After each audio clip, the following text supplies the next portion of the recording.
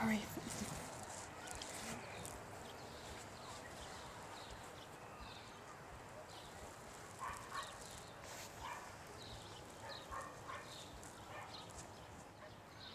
I think, Tuam, you can take it as an example of the lack of options that women have.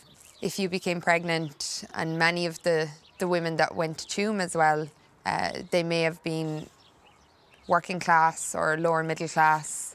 They didn't go to a private maternity home. They went to the public institution, and this was their only choice. And some of them would have been even grateful to get in there and maybe protect their secret by, you know, having their child adopted.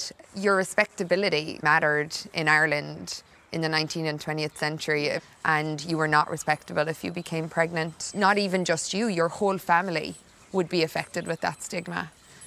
It was not a great place to be a certain type of woman. Tás daonúm tuiscint níos fearr all héal léithúil na máthracha, agus leanaí, a chá tréimhse sna háiris. So you've seen this before, Sheila, this exhibition? I have. What are we looking at here? A symbol of money, how the church and state profited in the mother and baby home. Everyone worked. So you went in there, you were pregnant, you were sick. Did you start work straight away? What was your day-to-day like? You were up at 6 every morning.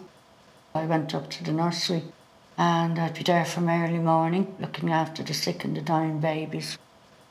And I'd come out of there at 4 o'clock and I'd have to wheel the food into the big huge kitchen where we all ate at wooden tables, and the food would be served out.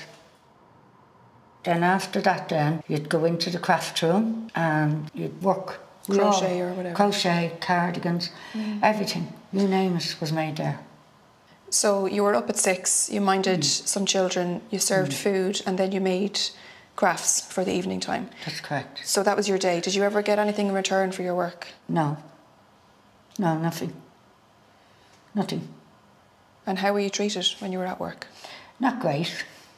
Who sent you there, or did you go there on your own? I went myself. I couldn't go home. Where else was I to go? That was 76. Did you tell your parents you were pregnant? Yeah, they knew, but I knew I had to go. Okay. You know, I couldn't stay.